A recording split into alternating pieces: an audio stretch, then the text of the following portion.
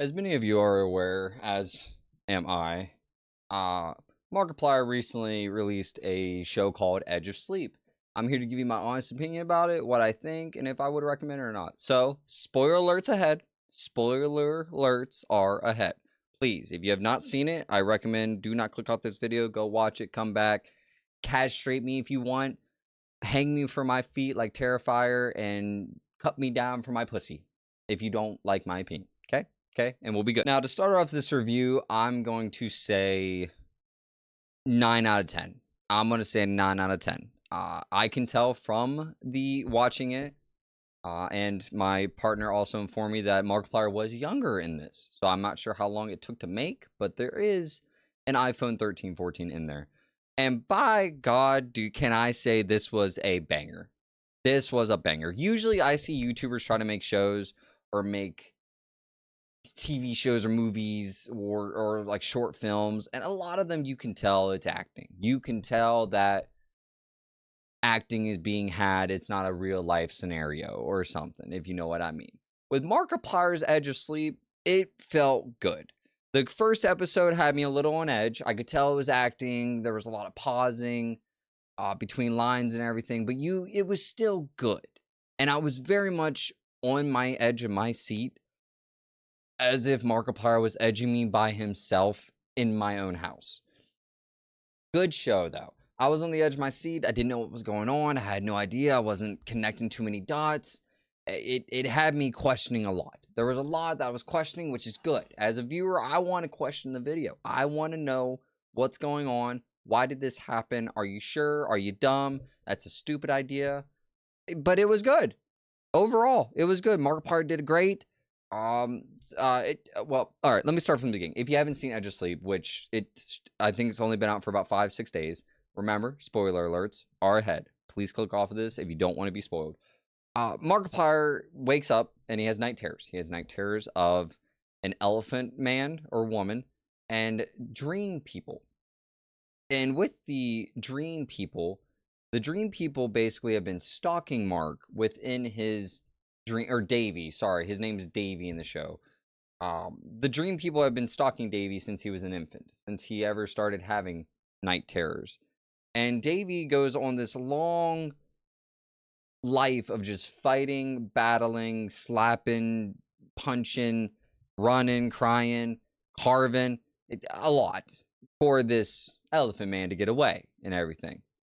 That's what confused me first. That's what threw the wrench within my engine, and I didn't want to look under the hood. I didn't want to see what was going on between the cheeks of Davey. But then we find out that people are dying in their sleep. Cool. You know, the nurse in there, the nurse says it's a airborne illness, it's a pathogen, it's something with the water. They're trying to think of every excuse in the book, everything they could think of within what was happening and why these things were happening. It comes down to 4 people. It comes down to Davey's current ex-situationship, Davey's friend, and the nurse. 4 of them. All 4 of them collectively stay awake for up to, at the end of the episode, up to 77 hours and 14 minutes, I believe is where it ends. So they have stayed up for a long time. A very long time. One thing I want to credit is the bagginess under the eyes and how sleep deprived they looked. I honestly think Mark made everybody stay awake for more than 3 days.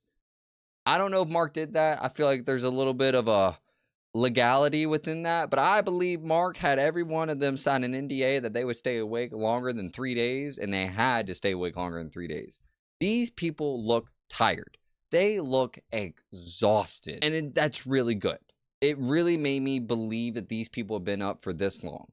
But you can't go to sleep, because we find out that the dreams are what is killing you. It's not the fact that you're going to bed that's killing you. It's what's in your dream, that if you die in real life. Kind of sounds like an old horror movie where if you died in the game, you died in real life. Really old horror movie. Probably half you won't even know of it. I have to look up the name. Stay Alive. Stay Alive is the name. Stay Alive, very, very good movie. But as it is, if you die in the game, you die in real life. This is almost kind of the same preface. If you die in the dream, you die in real life. So they find out that they do some research. They butcher an old lady. Well, not butcher. They kill an old woman who volunteers to have her life taken to find out this extraordinary discovery that the dream is what kills you, or right when you enter the dream is what kills you. So we find all this out. Mark says, you know what? Phooey, I'll go to bed. I'll go to sleep. You know why? Because I am the main character and I will not die. Everyone says, no, you're crazy, you're stupid. Mark says, hey, shut up. And he goes to bed. Mark goes to sleep for 2 minutes from what we thought was way longer than 2 minutes. Me watching this, I thought it was about 10. And I thought my boy Mark was done. I thought he was gone. But further note, he goes in the dream, meets the dream people. He meets these dream people, talks to them. They tell him, hey, come to this island. Cool. Come to the island. You're born to do this. This is your destiny. This is what you need to do. Mark wakes up in 2 minutes after getting stabbed with a little of adrenaline. Sorry for cringe there. I have a thing with syringes. I don't like seeing syringes go inside people. Personal preference. Fuck you if you judge me. But Mark gets hit with this adrenaline, tells everybody, we need to fly. We got to fly. Everyone gets on the plane. Mark's ex-situationship falls asleep. And she dies. They make it to the island. Mark has a full hallucinational thing. So does everybody else. They're all tripping on balls like they're on LSD at the Olympics. It's kind of cool. Not gonna lie to you. It's kind of cool. And when I watched this video, or this TV show, it made me cry. Because it made me realize a lot of things. It made me realize a lot of things with, like, with PTSD and with, how do I say it? PTSD and night terrors and not dealing with your past and trying to figure out where you stand, where you should go, what happens, that it's all a dream and that you are on the edge of sleep.